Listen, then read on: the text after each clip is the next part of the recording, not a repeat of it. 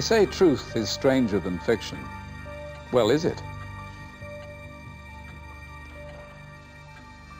We have stories to tell that are certainly strange, and evidence compelling enough to make even the most skeptical wonder.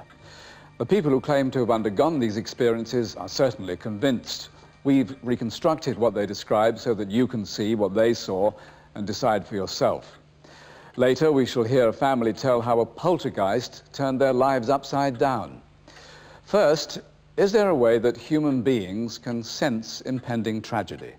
Some of the worst disasters in history have been foretold by those who claim to have premonitions. Who would have imagined that the Titanic, the ship that couldn't sink, would do just that on her maiden voyage in 1912? Well, 14 years before, this book came out. It told of the largest ship afloat, rich and famous passengers, a collision with an iceberg, a sinking, and not enough lifeboats.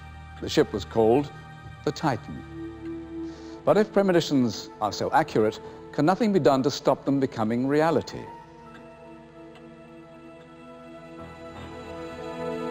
Every night, Chris Robinson, an engineer from Bedfordshire, dreams complex, disturbing images.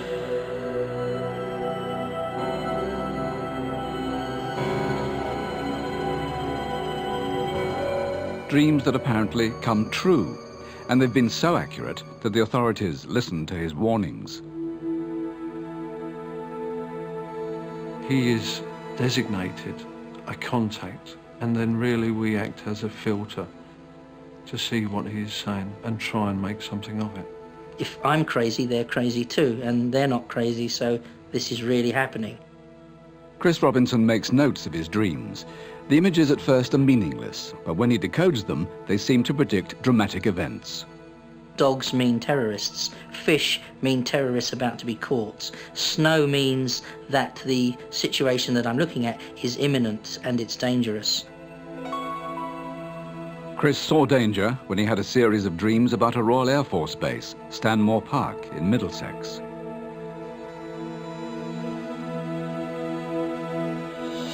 I saw dogs in a graveyard, and I knew that dogs meant terrorists.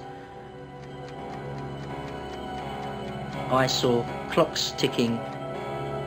There was photographic equipment. There were all these strange symbols.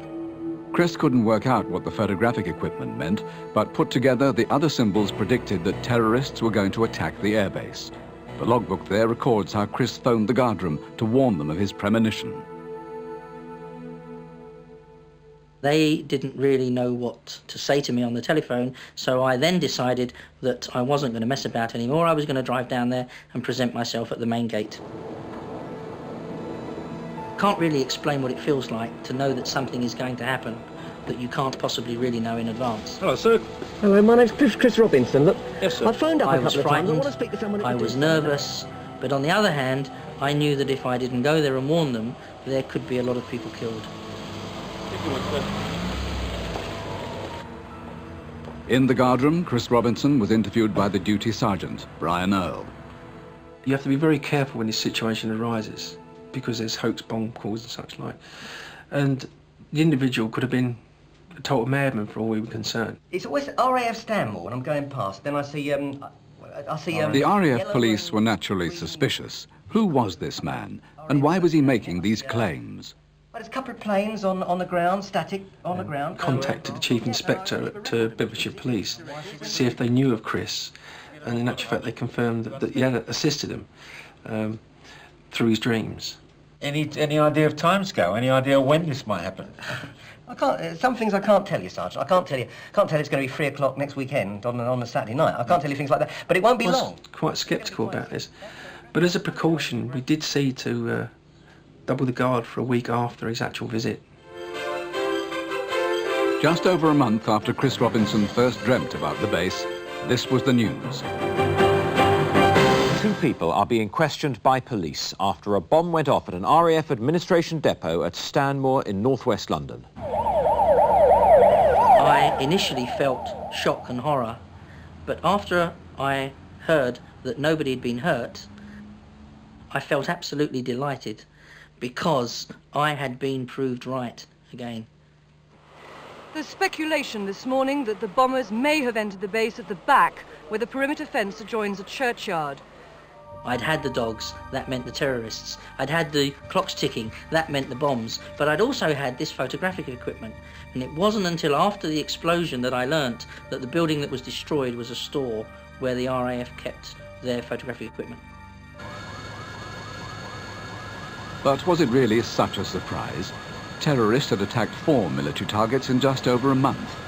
Chris Robinson's premonition about Stanmore Park could have been just a lucky guess, or coincidence. What about this vehicle, Mr. Robinson? What about this yellow and green vehicle? It could be just 1 in a billion chances. For instance, plane crashes. Statistics show that there's 1 major plane crash in the world somewhere every 2 weeks. Coincidence can indeed explain away many cases. To me, I think that Chris Robinson's results are beyond coincidence. He's certainly come up with many interesting cases of things that are most unlikely to occur. And these interest me because they're not trivial things. Dan Eldon was only 22, but already a brilliant news photographer. He'd grown up in Africa. Covering the war in Somalia, he was taking pictures of an attack by American helicopter gunships when a Somali mob turned on him and killed him. What wasn't known at the time of his death was that a few weeks earlier, Dan's mother, Kathy, had been warned by Chris Robinson that her son was in grave danger. Chris was very concerned and came over to my house with a dream that he had had about a swarm of bees around my family. She then told me that her son was in Africa, and I said to Kathy, I fear that the problem could be him, so please tell him to be careful.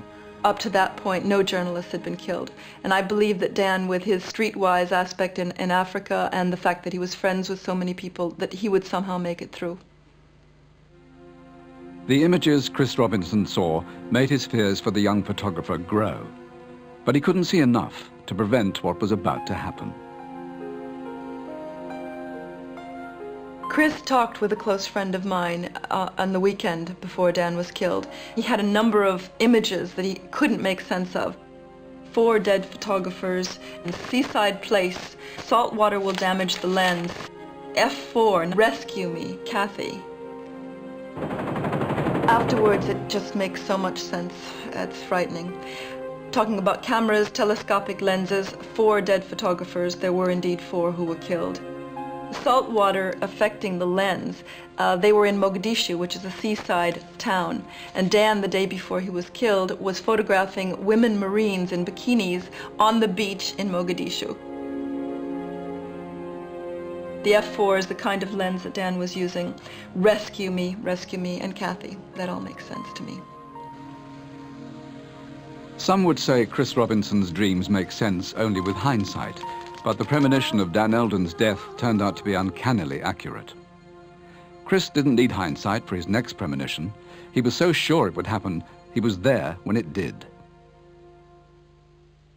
I'd had a series of dreams about an airfield, and I wondered why this was, because I had no plans to visit an airbase or anything. And in the dreams there was rockets, there was aeroplanes, there was explosions in the sky. What did it all mean this time? Chris called his contact at Bedfordshire Police. He then described seeing these rockets going up in the sky and then colliding, and these crowns coming down. In Chris's next dream, the crowns became parachutes. Suddenly, he knew what was about to happen. All these dreams made me realise that there was going to be a plane crash. But where and when? The following morning, he phoned a friend, national newspaper astrologer Penny Thornton. He'd just heard about an event taking place that day.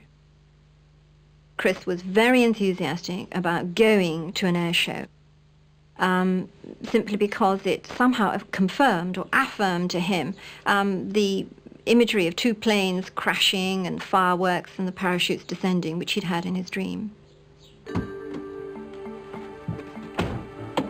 I decided to go. I had to go, really. There was nothing else you could do. I mean, I'd seen it all happen in advance, and I had to go there and know whether it was going to be real. Chris immediately set off for Fairford in Gloucestershire. and the world's largest military aviation display, the International Air Tattoo. One of his premonitions was about to become reality in front of his own eyes.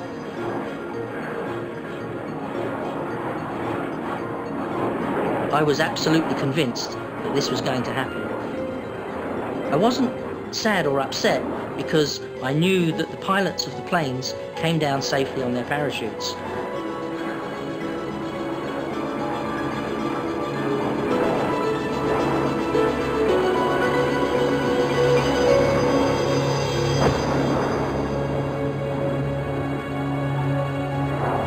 The people that were with me said, "My God, you know, nobody can survive that." And I said, "Oh, no, don't worry.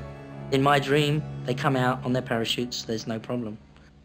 2 Russian fighter planes collided today above tens of thousands of people at an international air show in Gloucestershire. Both pilots ejected and were only slightly injured. On the Saturday afternoon, Chris rang me at home.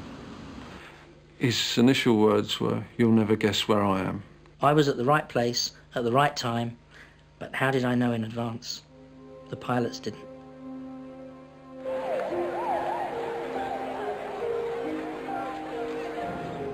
Those who've heard Chris Robinson's premonitions are ready to believe that he can foretell the future.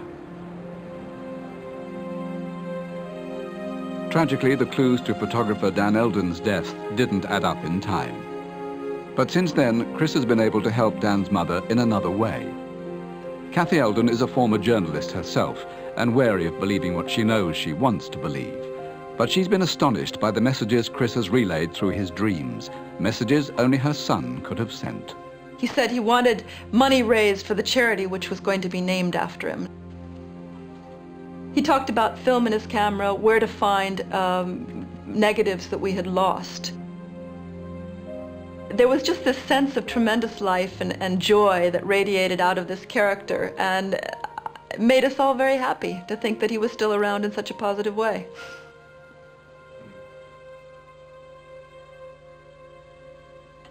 After Dan Eldon's death, those remarkable pictures were gathered together and published as a tribute. And proceeds from the book go to the charity which his mother, Kathy, did set up in his memory. I predict a break now, and then the poltergeist that strikes a family in Wales. Strange, but true.